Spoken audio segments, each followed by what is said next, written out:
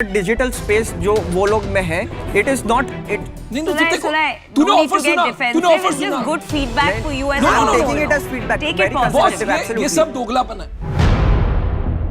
मैं तेरा दोगलापन उतारता हूँ अब। 23 जनवरी 2023 को INC47 ने अपनी वेबसाइट पर एक रिपोर्ट होस्ट किया, जहां उन्होंने भाई क्लियरली ये बताया कि वो शार्क टैंक में उन सारे फाउंडर से मिले जिन्हें शो के अंदर क्लियर फंडिंग ऑफर की गई थी। अब सबको लगा था कि फंडिंग ऑफर की गई थी तो फंडिंग मिली भी होगी, लेकिन भाई फाउंडर्स ने बताया कि शो के अंदर तो उन्हें फंडिंग प्रॉमिस कर दी जाती थी, लेकिन जब वो बाद में शार्क से मिलने जाते थे तो शार्क्स उन्हें दरवाजे से ही भाई भगा देते थे।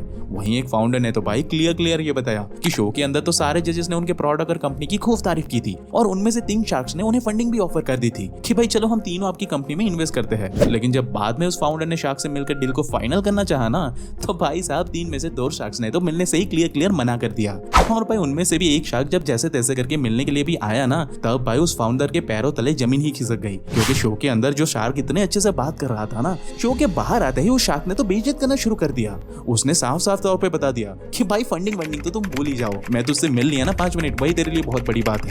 और भाई ये कोई पहला इंसिडेंट नहीं है, बल्कि अगर हम आज डेटा की बात कर लेना तो सोनी टीवी वालों ने भाई ये खुद ये बताया है कि सीजन 1 और सीजन 2 दोनों मिलाकर के शार्क्स ने अराउंड 123 करोड़ रुपए इन्वेस्ट करने के लिए प्रॉमिस कर चुके हैं आज तक। लेकिन भाई जब इस बात को बैकग्राउंड में वेरीफाई किया गया ना, तब जाके पता चला कि इस अमाउंट का सिर्फ 20% हिस्सा ही इन्वेस्ट किया गया है। यानी कि भाई दोगला बंदी आप देख सकते हो यहाँ पे कि प्रॉमिस किया गया था 123 करोड़ और यहाँ पे इन्वेस्ट किया गया सिर्फ 24 to 25 CR।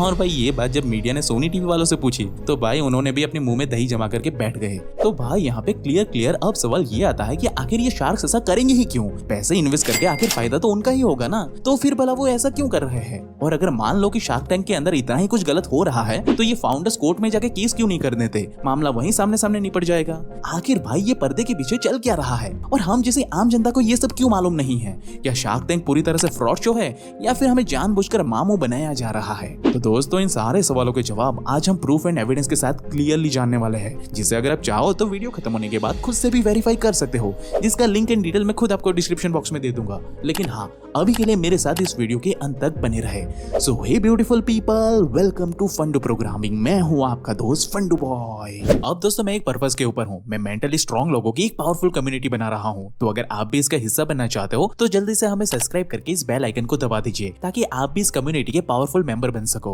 अब अगर हम आगे बढ़े तो शार्क टैंक की दोगलाबंदी को जानने से पहले दोस्त हम ये समझ लेते हैं कि आखिर ये शार्क टैंक का पर्पस क्या है, ये शो आखिरकार बनाया ही क्यों गया है। तो दोस्तों जैसे कि आप सब लोग संदीप महेश्वरी जी को तो जानते ही होंगे, जो एक मोटिवेशनल स्पीकर तो है ही, लेकिन साथ में वो इमेजेस बाजार नाम की कंपनी भी चलाते हैं। अब यहाँ पे वो सिंपली बड़ी कंपनियों को अपने स्टॉक फुटेजेस बेचते हैं और भाई बड़ी कंपनियां इन फोटोज को अपने एडवर्टाइजमेंट के लिए इस्तेमाल करती है। लेकिन भाई कुछ टाइम पहले संदीप जी ने देखा कि आजकल जो कंपनी उन्हें 20-25 हजार रुपए देकर जो फोटोज खरीद रही थी ना, आज वही कंपनियां भाई AI के आ जाने की वजह से उनकी मेजॉरिटी फोटो खरीदना ही नहीं चाहती, क्योंकि भाई अब उन्हें एक से बढ़कर एक फोटो फ्री में AI बना करके दे रहा है, जिसकी वजह से भाई उन्हें क्लियरली समझ में आ गया कि उनकी कंपनी के बुरे दिन कभी भी शुरू हो सकते हैं। इसलिए भाई संदीप महेश्वरी ने अपना दिमाग लगाया और खुद से एक शार्क बन गए और उन्होंने एक मोटी तगड़ी रकम देकर एक बैंक का एक अच्छा खासा तगड़ा हिस्सा खरीद लिया, ताकि भाई भले ही उनकी कंपनी लॉस में चली जाए लेकिन तब भी वो अच्छा खासा तगड़ा पैसा जिंदगी भर अपनी इस इन्वेस्टमेंट से कमाते रहे। और ये बात भाई साहब आप खुद उनके मुंह से सुन सकते हो, क्योंकि अब क्या हो रहा है, बहुत सारे ऐसे सॉफ्टवेयर आ गए हैं, बहुत सारे ऐसे प्लेटफॉर्म्स आ गए हैं जैसे मिड जर्नी है,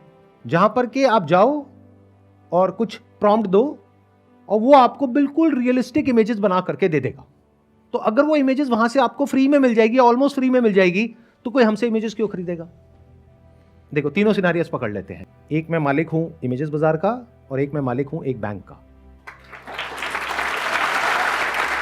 और भाई बिल्कुल इसी फॉर्मेट पर पूरी की पूरी शार्क टैंक का शो बेस्ड है, जहां सारे के सारे शार्क्स अपने पैसों को अलग अलग बिजनेस में इन्वेस्ट करते हैं ताकि वो ज्यादा से ज्यादा पैसे कमा सके, वो भी बिना कोई मेहनत के। जैसे कि बिजनेस सही से चला तो शार्क के पैसे कुछ ही टाइम में डबल हो जाएंगे और वहीं फाउंडर्स जो अपना नया बिजनेस रन कर रहे हैं ना, उनको बाहर से थोड़ी बहुत फंडिंग मिल जाएगी जिससे कि वो अपना नया बिजनेस सही से चला सके।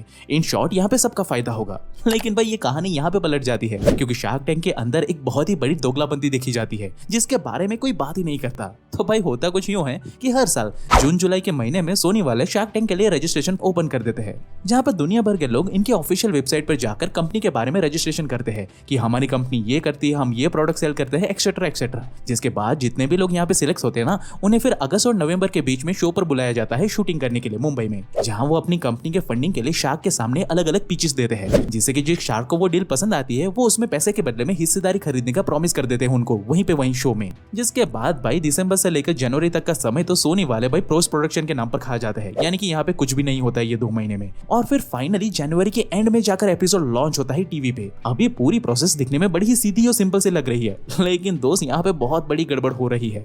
तो असल में होता यूं है कि अगस्त से लेकर नवंबर के बीच में स्टार्टअप को फंडिंग के लिए प्रॉमिस तो कर दिया जाता है कि भाई हम लोग आपके बिजनेस में इंटरेस्टेड है और आपको हम फंडिंग देंगे, और इसीलिए रूल के मुताबिक 2 महीने के अंदर अंदर फंडिंग मिल भी जानी चाहिए, क्योंकि जाहिर सी बात है अंधाधुंध तो किसी को ऐसे ही फंडिंग नहीं दे सकते। कंपनी के सारे रिकॉर्ड, सारे लीगल प्रोसीडिंग, सारी चीजें चेक की जाती है, और इसमें भाई 2 महीने तो लग ही जाते हैं, मान सकते हैं, क्योंकि यहाँ पे लीगल डॉक्यूमेंट की बात रहती है, इसमें ज्यादा रिस्क नहीं ले सकते, इसलिए 2 महीने तो हम पकड़ ही लेते हैं। लेकिन भाई यहाँ पे शार्क अपने दोगलापन पे उतर जाते हैं और वो जानबूझकर फाउंडर्स को फंडिंग के लिए वेट करवाते हैं। यहाँ तक कि अगर कोई फाउंडर उनसे मिलने की या बात करने की कोशिश भी करे ना, तो वो ऐसे फाउंडर को भाव तक नहीं देते।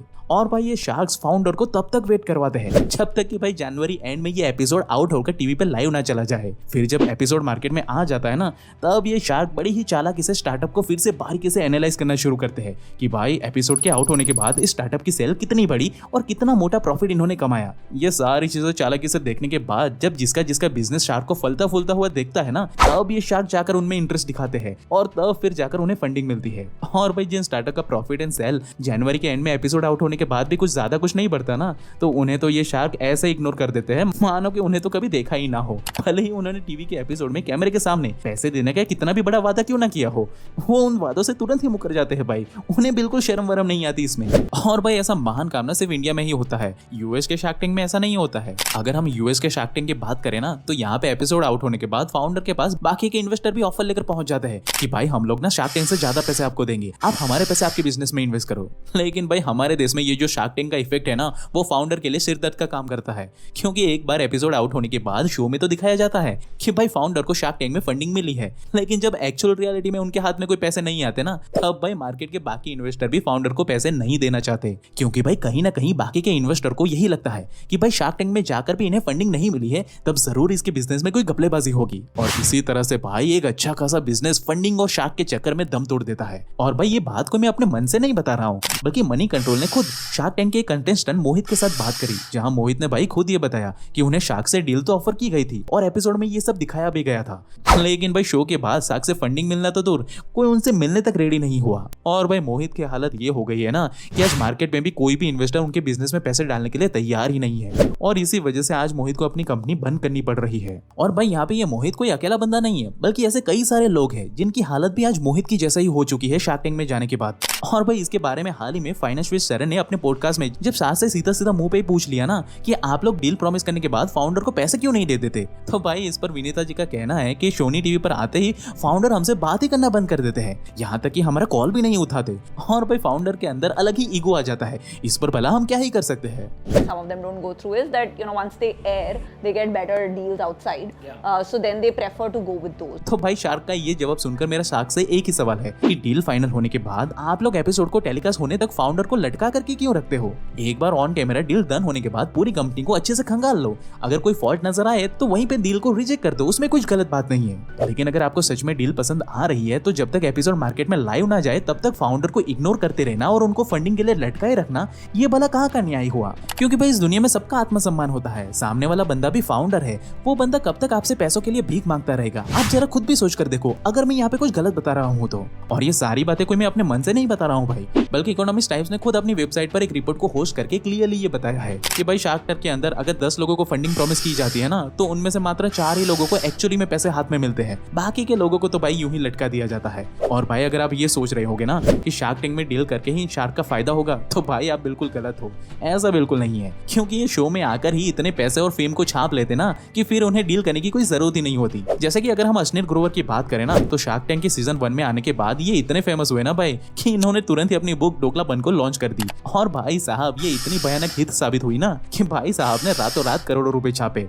और अभी उड़ती उड़ती खबर तो ये भी आई है कि भाई साहब अब मूवी में काम कर रहे हैं। वहीं वहीं अगर हम पीयूष बंसल की भी बात करें ना, तो ये खुद भी इतने फेमस हुए हैं ना कि आजकल वो करण जौहर के साथ टीवी कमर्शियल्स में नजर आते हैं। वहीं अगर हम अनुपम मित्तर और अमन गुप्ता की बात करें ना, तो भाई ये खुद भी इतने फेमस हुए हैं कि आपको आए दिन हर पॉडकास्ट और रेड कार्पेट इवेंट में हर 2 दिन में आपको ये कहीं ना कहीं तो देखने को मिल ही जाएंगे। और इनकी अंदर की बात भाई पूरा भारत जानता है कि जैसे जैसे कोई भी बंदा पॉपुलर होता है ना, तो भाई उनकी कंपनी की सेल भी रॉकेट की तरफ बढ़ती ही जाती है। इन शॉर्ट आप इस पूरे सर्कल को अगर ध्यान से देखोगे ना भाई, तो आपको क्लियरली समझ में आएगा कि पूरे शार्क टैंक के अंदर सिर्फ 2 ही लोग प्रॉफिट में रहते हैं, पहला शार्क्स एंड दूसरा सोनी टीवी वाले। बाकी फाउंडर्स का कितना फायदा होता है वो तो बेचारे फाउंडर ही बता सकते हैं। तो भाई अब सवाल ये आता है कि क्या हम शार्क टैंक में जाना ही बंद कर दे?